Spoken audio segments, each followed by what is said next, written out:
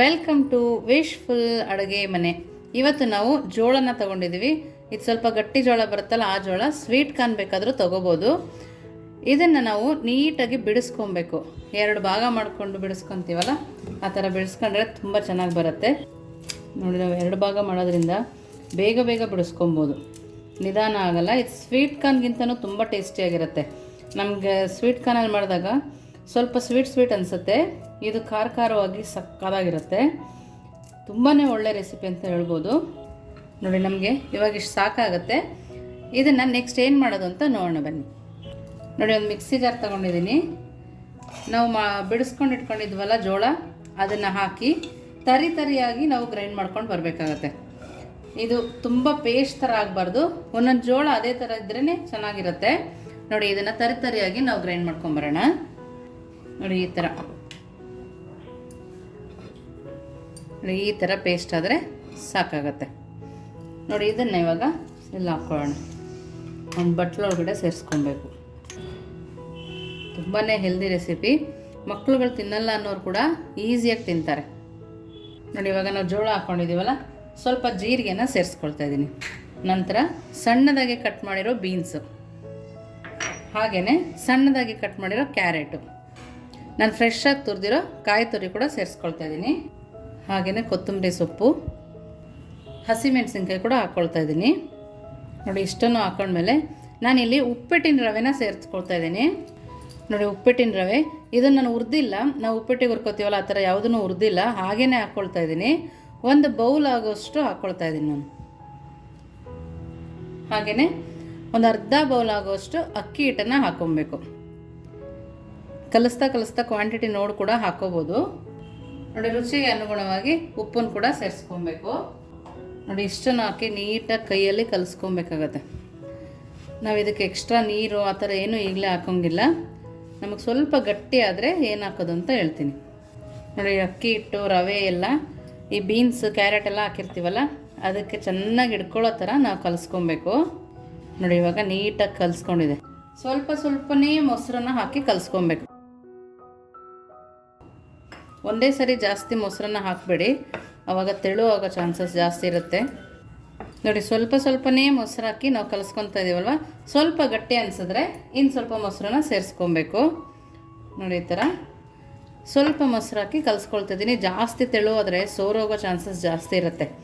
ನಾವು ಕಡುಬು ಮಾಡ್ತಾ ಇದ್ದೀವಲ್ವ, ತೆಳು ಇರಬಾರ್ದು, ಜಾಸ್ತಿ ಮೀಡಿಯಮ್ ಆಗಿ ಇರಬೇಕು. ನೋಡೋಕ್ಕೆ ಎಷ್ಟು ಚೆನ್ನಾಗಿ ಕಾಣಿಸ್ತಾ ಇದೆ, ಹೆಲ್ದಿ ಕೂಡ. ನಿಮ್ಗೆ ಯಾವ ತರಕಾರಿ ಬೇಕೋ ಆ ತರಕಾರಿನ ನೀವು ಇದಕ್ಕೆ ಹಾಕೋಬೋದು. ಮಕ್ಕಳಿಗೆ ಯಾವ ತರಕಾರಿ ಇಷ್ಟ ಆಗುತ್ತೋ ಅದನ್ನು ಹಾಕೊಂಡಾಗ ತುಂಬಾ ಖುಷಿ ಪಡ್ತಾರೆ. ನಾನು ಇದಕ್ಕೆ ಇನ್ನೂ ಒಂದು ತರಕಾರಿನ ಆ್ಯಡ್ ಮಾಡ್ತೀನಿ. ನೋಡಿ, ಇದಕ್ಕೇ ನಾನು ಇನ್ನೊಂದು ಹಾಕ್ಕೊಳ್ತಾ ಇದ್ದೀನಿ, ಸೊಪ್ಪು, ಸಬ್ಸಿಗೆ ಸೊಪ್ಪು.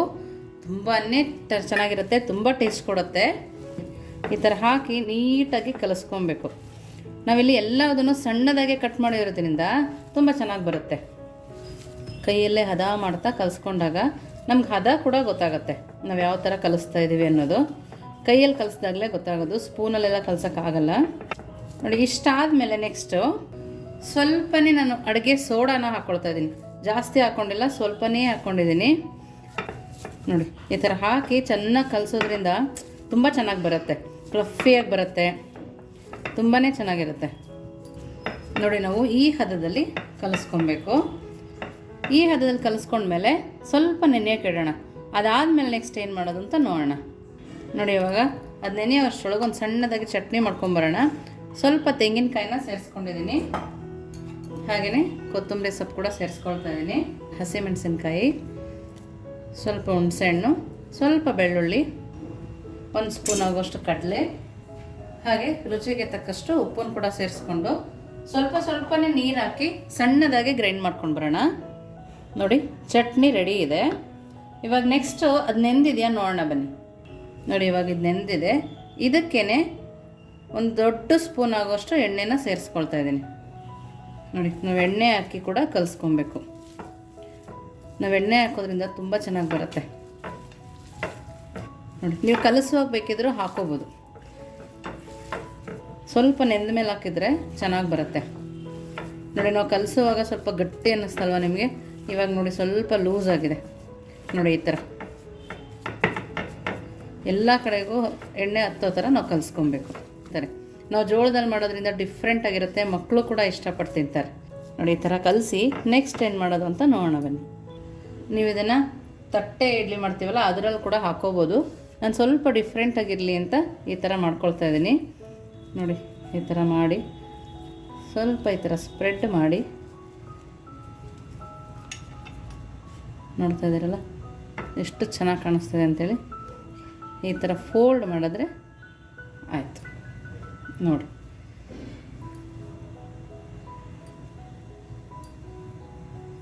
ನೋಡ್ತಾ ಇದ್ದೀರಲ್ಲ, ನಾವೆಲ್ಲದನ್ನು ಅದೇ ಥರ ಮಾಡ್ಕೊಳ್ಳೋಣ. ಮಕ್ಕಳಿಗೆ ಸ್ವಲ್ಪ ಡಿಫ್ರೆಂಟಾಗಿ ಕೊಡ್ತಾಯಿದ್ದಾರೆ ಏನು ಅಂತೇಳಿ ಖುಷಿಯಾಗಿ ತಿಂತಾರೆ. ನೋಡಿ ಈ ಥರ ತೆಳುವಾಗಿ ಹಾಕ್ಕೊಂಡ್ರೆ ನಮಗೆ ಬೇಗ ಬೇಯುತ್ತೆ ಅಂತ. ಈ ಥರ ಮಾಡಿ ಉಲ್ಟಾ ಮಾಡಿ ಇಟ್ಬಿಡ್ಬೇಕು. ನಾನು ಇದು ಮಾಡ್ಕೊಳ್ಳೋ ಅಷ್ಟರೊಳಗೆ ಅಲ್ಲಿ ಇಡ್ಲಿ ಮಾಡ್ತೀವಲ್ವ ಆ ಪಾತ್ರೆನ ಇಟ್ಟು ನೀರನ್ನು ಕುದಿಸ್ಕೊಳ್ತಾ ಇದ್ದೀನಿ. ಒಂದು ತೂತ ಪ್ಲೇಟ್ ಇರುತ್ತೆ ನೋಡಿ, ಅದನ್ನು ಇಟ್ಟು ನಾನು ನೀರನ್ನು ಕುದಿಸ್ಕೊಳ್ತಾ ಇದ್ದೀನಿ. ಒಂದು ಸೈಡ್ ನೀರು ಕೂಡ ಕುದೀತಾ ಇದೆ. ನೋಡಿ ನಾನು ಎಲ್ಲದನ್ನು ಇದೇ ಥರ ಮಾಡ್ಕೊಂಡು ಬರ್ತೀನಿ. ಎಲ್ಲದನ್ನು ಇದೇ ಥರ ಮಾಡಿ ರೆಡಿ ಮಾಡಿ ಇಟ್ಕೊಂಡಿದ್ದೀನಿ ನಾನು. ಇದನ್ನು ಇವಾಗ ಅಲ್ಲಿ ಇಡ್ಲಿ ಕುಕ್ಕರಲ್ಲಿ ಬಿಸಿನೀರು ಕಾಯಕ್ಕೆ ಇಟ್ಕೊಂಡಿದ್ವಲ್ಲ ಅದರೊಳಗಡೆ ಸೇರಿಸ್ಕೊಳ್ಳೋಣ. ನೋಡಿ ಇವಾಗ ಇಲ್ಲಿ ನೀರು ಬಿಸಿಯಾಗಿದೆ. ನಾವು ಮಾಡ್ಕೊಂಡಂಥ ಜೋಳದ ಕಡುಬನ್ನು ಇಟ್ಕೊಳ್ಳೋಣ.